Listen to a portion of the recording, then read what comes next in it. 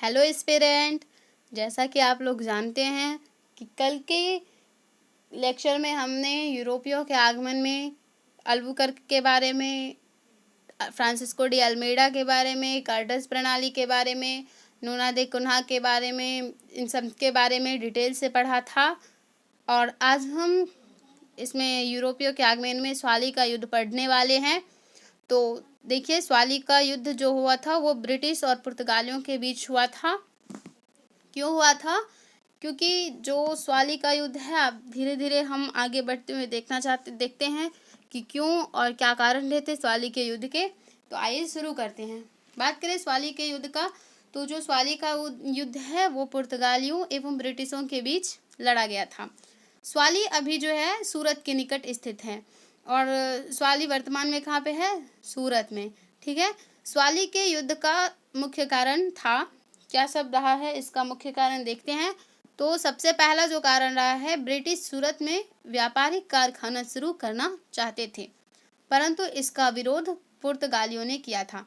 हुआ क्या था कि जब पुर्तगाली तो शुरुआत से ही वहाँ रह रहे थे, गोवा के क्षेत्रों में अधिकार कर चुके थे, तो वहाँ पे वो रहते थे, तो सूरत में भी रहते थे। तो ब्रिटिश जब आए तो वो सूरत में व्यापारिक कारखाना अपना शुरू करना चाहते थे। ये क्या हुआ, पुर्तगालियों को पसंद नहीं आया और इन्होंने इसका विरोध किया। स्वाली के युद्ध में ब्रिटिशों ने पुर्तगालियों को पराजित कर दिया। क्या हुआ कि स्वाली का जो युद्ध हुआ था उसमें ब्रिटिश ने क्या किया, पुर्तगालियों को पराजित कर दिया। अब आगे बात करें, इस युद्ध में जो ब्रिटिश कमांडर थे वो कैप्टन थॉमस बेस्ट थे। जो ब्रिटिश कमांडर थे वो कौन थे? Captain Thomas best. किसमें? स्वाली के युद्ध में। स्वाली के युद्ध के बाद पुर्तगाली गुजरात में अत्यधिक कमजोर होने लगे।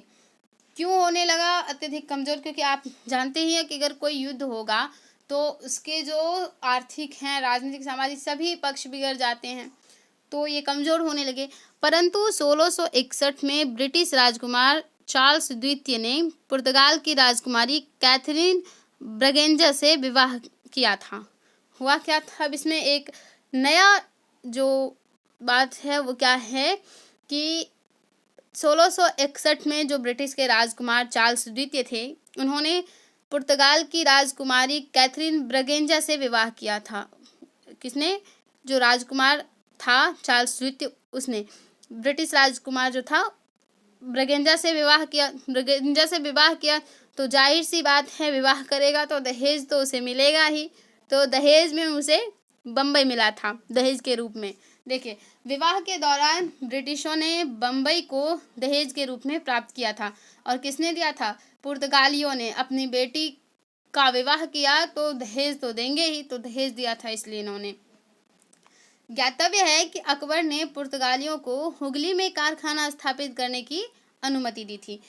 क्या है कि जब पुर्तगाली गए थे अकबर के पास अनुमति मांगने के लिए हुगली में, तो दिया था अकबर ने, क्या किया था, अनुमति दिया था पुर्तगालियों को।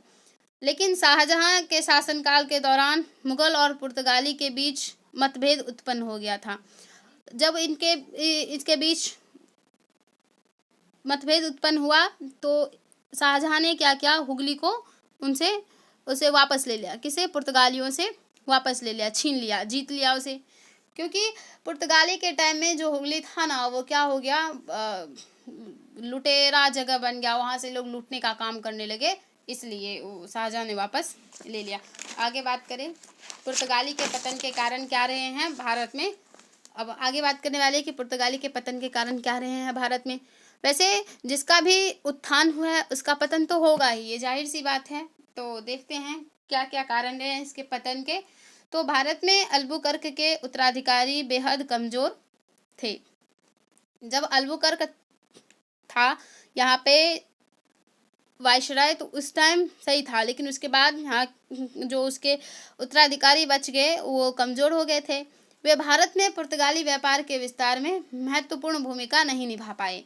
जो पुर्तगाली के उत्तराधिकारी बच गए वो इसमें महत्वपूर्ण भूमिका नहीं निभा पाए। पुर्तगाली कर्मचारियों का वेतन कम था, जिसके कारण कर्मचारियों ने भारत में भ्रष्टाचार प्रारंभ किया। जो यहाँ पुर्तगाली लोगों का जो कारखाना था उसमें भारतीय भी काम करते थे, पुर्तगाली भी काम करते थे। तो भारतीयों से शायद पुर्तगालियों का जो वेतन था वो कम था, इसलिए जो पुर्तगाली कर्मचारी था वो विरोध करने लगा और फिर हिंद महासागर में लूट प्रारंभ कर दी। भारत में अधिक व्यापार नहीं कर पाए, जो पुर्तगाली थे वो भारत में अधिक व्यापार नहीं कर पाए, भले ही इसका शासनकाल ज़्यादा रहा हो ब्रिटिश डच के मुकाबले, लेकिन ज़्यादा ये व्यापार का विस्तार नहीं कर पाए। इसने एक नए उपनिवेश ब्राज़ील की खोज कर ली।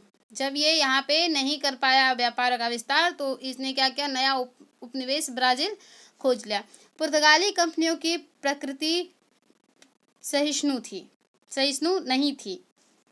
भारत में इनके प्रतिद्वंदी कंपनियां पुर्तगालियों से योग्य सिद्ध हुई। भारत में जो पुर्तगालियों की जो प्रतिद्वंदी कंपनियां थी, ब्रिटिश डच, ये सब क्या हुई, योग्य सिद्ध हुई। पुर्तगाली कंपनी का अधिक नियंत्रण सरकार करती थी।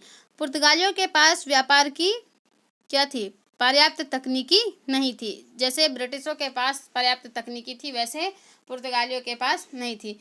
अब बात करें तो पुर्तगालियों का क्या योगदान रहा है भारत में, तो उसके बारे में चर्चा करते हैं। तो पुर्तगालियों ने भारत में क्या किया, ईसाई स्कूल और कॉलेजों की स्थापना की। और पुर्तगालियों ने फिर क्या किया, गोवा में प्रिंटिंग प्रेस की स्थापना भी की। 1556 में प्रिंटिंग प्रेस, जिसमें क्या होता है, छपाई होती है, मतलब वही प्रिंटिंग प्रेस की स्थापना की। किसने, पुर्तगालियों ने। कब, 1556 में। आगे बात करें, इसी के काल में भारत में जहाज निर्माण उद्योग की शुरुआत हुई। जो पुर्तगाली थे, इसी के काल में क्या हुए, जहाज निर्माण का कार्य शुरू हो गया। ऐसा माना जाता है कि पुर्तगालियों ने जापान के साथ व्यापारिक संबंध स्थापित किया था। जब पुर्तगालियों ने क्या किया था, जापान के साथ व्यापारिक संबंध स्थापित किया था। अब हम आगे बात करें तो भारत में जो पुर्तगाली थे, इसने कुछ नए फसलों का शुरुआत भी किया, जैसे कि तंबाकू, आलू, टमाटर, अनानास, इन सब का शुरुआत किया। इन सब फसलों को उगाने का काम किया भारत में। इसने जो पुर्तगाली थे, इसने क्या किया, गोथिक कला का भी प्रारंभ किया था। अगर बात करें तो पुर्तगाली का योगदान भी रहा है और उसके पतन के कारण खुद ही वो रहे हैं। अब बात करें डचों की, तो अब डच जो है वो 1602 से 1759 तक रहे हैं। तो डच कंपनी जो है भारत में नीदरलैंड या हॉलैंड से आई थी। अब नीदरलैंड कहाँ पे, यूरोप में पड़ता है। ये पुर्तगाली के बाद भारत आया था। ये जो डच थे, ये कब आए थे, पुर्तगाली के बाद भारत आने वाला था। भारत में आने वाला पहला डच नागरिक कार्नेलिस डी हॉटमैन था। जो पहला जो डच व्यक्ति है जो भारत आया, वो कौन था, कार्नेलिस डी हॉटमैन। डच कंपनी की स्थापना 1602 में नीदरलैंड के जो संसद का चार्टर है उससे हुआ था। क्या है कि डच कंपनी की स्थापना 1602 में संसद के चार्टर से हुई थी। नीदरलैंड का जो संसद का चार्टर है उससे क्या हुआ था, 1602 में डच कंपनी की स्थापना हुआ था। प्रारंभ में कंपनी को सिर्फ 21 वर्ष की अनुमति दी गई। कहा गया कि वो सिर्फ 21 वर्ष तक ही अपनी कंपनी को यहाँ रख सकता है। डच कंपनी के पास कुछ अधिकार भी थे, जैसे कि वो भारत में क्या क्या अधिकार थे कि वो युद्ध में भाग ले सकते हैं, वो संधियों पर हस्ताक्षर करने का, किलों को दुर्गित करने का अधिकार भारत में दे दिया गया। किसको, डचों को। आगे अगर हम बात करें तो आगे हम बात करना है, डच कंपनी भारत की अपेक्षा इंडोनेशिया के व्यापार में अधिक रुचि रखते थे। डच कंपनी क्या करने लगे, भारत की अपेक्षा वो इंडोनेशिया के व्यापार में अधिक रुचि रखते थे। भारत में इसका एकाधिकार किस पर था, सिर्फ मसाला एवं सूती वस्त्रों पर था। लेकिन इंडोनेशिया में इसका व्यापार मसालों पर अत्यधिक केंद्रित था। भारत में क्या था, भारत में जो डच रहे, इनका एकाधिकार मसालों और सूती वस्त्रों पर हो गया था। लेकिन इंडोनेशिया में इसने क्या किया, सिर्फ मसालों का व्यापार पर ध्यान केंद्रित किया। ज़्यादा से ज़्यादा मसालों का व्यापार करने लगे। तो भारत में डच फैक्ट्री कहाँ कहाँ थे उसकी बात करें तो मसूलीपट्टनम आंध्र प्रदेश में। भारत में जो डच आए तो सबसे पहले उन्होंने आंध्र प्रदेश के मसूलीपट्टनम में 1605 में अपनी पहली फैक्ट्री स्थापित की थी। उसके बाद पुलिकट में जो कि पुलिकट में इन्होंने दुर्गीकरण भी करवाया था, और यहाँ पे स्वर्ण सिक्के पगोड़ा भी ये ढालते थे। जो डच था वो अपना सिक्का पगोड़ा भी ढालता था यहाँ पे। कहाँ पे? भारत के पुलिकट में, गुजरात के पुलिकट, तमिलनाडु के पुलिकट में। सूरत की बात करें तो सूरत में इसने अपने व्यापारिक केंद्र स्थापित किए थे। चिंसुरा बंगाल गुस्तावुल किला का निर्माण, कोचीन केरल में भी इसकी फैक्ट्री थी, कासिम बाजार पटना बिहार में भी इसकी फैक्ट्री थी। ये भारत से सूती वस्त्रों का निर्यात करते थे। भारत में इसकी सबसे अधिक लाभ वाली कंपनी सूरत थी। इन सभी कंपनियों में जो सबसे लाभ वाली कंपनी थी वो कहाँ पे थी? सूरत में थी। सूरत में ज़्यादा सूती वस्त्रों का उद्योग होता था, सूती वस्त्र ज़्यादा वहाँ पे बनते थे, ज़्यादा निर्यात होता था, इसलिए वहाँ से अधिक लाभ होते थे। भारतीय सूती वस्त्रों का उद्योग डचों के अधीन में अत्यधिक प्रसिद्ध हो गया। भारतीय सूती वस्त्र जो है इसका उद्योग जो है डच के अधीन में अत्यधिक प्रसिद्ध हो गया। डच ने भारत में क्या सब केंद्रित किया था? तो डच ने भारत में नील का व्यापार, सोरा और सूती वस्त्र को केंद्रित किया था, मसालों को केंद्रित किया था, और भी बहुत सारे वस्तुओं को इन्होंने क्या किया था? केंद्रित किया था। तो भारत में इनके प्रमुख प्रतिद्वंदी ब्रिटिश और फ्रांसीसी थे। डच के बाद दो ही बचे, ब्रिटिश और फ्रांसीसी, ये इनके क्या बच गए? प्रतिद्वंदी बच गए। 1759 में डचों को ब्रिटिश के द्वारा बेदरा के युद्ध में हराया गया। जैसे कि आपको हमने पीछे बताया था कि बेदरा का युद्ध डच और ब्रिटिश के बीच हुआ था, तो उसमें डच हार जाते हैं तो फिर वो वापस चले जाते हैं। लेकिन डच ने जो भारत में जीता था, वो डच इधर जो आए थे तो इसमें जीता क्या था? जकार्ता में बाटी हुई सिटी को बसाया और श्रीलंका को जीता था। आगे बात करें डच के पतन के कारण क्या रहे हैं भारत में, तो भारत में डच के पतन के कारण डच सरकार का सीधा नियंत्रण व्यापार पर था। डच का सीधा नियंत्रण किस पे था? व्यापार पर था। इसने सिर्फ व्यापार बढ़ाने की कोशिश की, साम्राज्य विस्तार पे ध्यान नहीं दिया, इसलिए इसका पतन हो गया।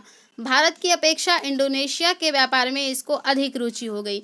भारत के अपेक्षा क्या हो गया? इंडोनेशिया के व्यापार में अधिक रुचि हो गई। क्यों हो गई? क्योंकि वहाँ पे मसाले अत्यधिक उत्पादित होते थे इसलिए। और यहाँ भारत में तो ये मसाला प्लस सूती वस्त्र दोनों का उद्योग खोला था, दोनों का क्या करता था?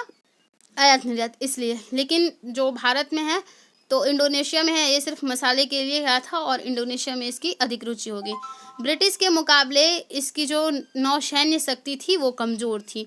ब्रिटिश क्या थे? बहुत ही बेहद ही क्या थे? शक्तिशाली थे इसके मुकाबले। फिर पतन के कारण 1960 का जो बेदरा का युद्ध रहा है वो भी रहा है, हमने बताया है आपको। अब बात करें हम ब्रिटिश की, तो हम जानते हैं कि ब्रिटिश के काल में भारत ने बहुत कुछ देखा है। अब बात करें ब्रिटिश की, तो भारत आने वाला जो पहला ब्रिटिश नागरिक है वो जॉन मिल्टन हॉल। कौन है? John Milton Hall. John Milton Hall ही पहली बार भारत में 1599 में आया था। ब्रिटिश ईस्ट इंडिया कंपनी की स्थापना 1599 में लंदन में एक व्यापारिक समूह मर्चेंट एडवेंचर्स के द्वारा की गई थी। जो ब्रिटिश ईस्ट इंडिया कंपनी है इसकी स्थापना 1599 में ही की गई थी। किसके द्वारा? जो वहाँ का एक व्यापारिक समूह था मर्चेंट एडवेंचर्स, उसके द्वारा की गई थी ब्रिटिश ईस्ट इंडिया कंपनी की स्थापना। आगे बात करें तो 31 दिसंबर 1600 AD में महारानी के चार्टर एक्ट के द्वारा कंपनी को 15 वर्ष के व्यापार का परमिट दिया गया था। जब 31 दिसंबर 1600 AD था, उसमें जो महारानी थी उसने चार्टर एक्ट में क्या कहा था कि सिर्फ 15 वर्ष तक ही ये क्या कर सकते हैं? भारत में व्यापार कर सकते हैं। इस समय ये जो महारानी थी, महारानी कौन थी? एलिजाबेथ टेलर प्रथम थी। कौन? एलिजाबेथ टेलर प्रथम थी। और भारत के शासक मुगल बादशाह अकबर। भारत का शासक था कौन? मुगल बादशाह अकबर। 1609 AD में ब्रिटिश सम्राट जेम्स प्रथम ने कंपनी को असीमित समय के लिए व्यापार की अनुमति दे दी। देखिए, जब रानी थी यहाँ की तो उसने चार्टर एक्ट में सिर्फ 15 वर्ष के लिए व्यापार करने के लिए आज्ञा दिया था। लेकिन जो ब्रिटिश सम्राट जेम्स प्रथम जब ये बना तो इसने क्या किया? असीमित समय के लिए क्या कर दिया? इसको अनुमति दे दी कि तुम जब तक चाहो तब तक यहाँ पे क्या कर सकते हो? व्यापार कर सकते हो। आगे बात करें तो प्रारंभिक तौर पर कंपनी ने केवल व्यापार पर ध्यान केंद्रित किया था, साम्राज्य विस्तार पर नहीं। हुआ क्या था, जब ब्रिटिश आए थे तो वो पहले सिर्फ उसने क्या किया, सिर्फ कंपनी और व्यापार पर ध्यान केंद्रित किया, ना कि साम्राज्य विस्तार पर। 1601 में कंपनी ने अपनी पहली यात्रा जावा और सुमात्रा की तरफ की थी।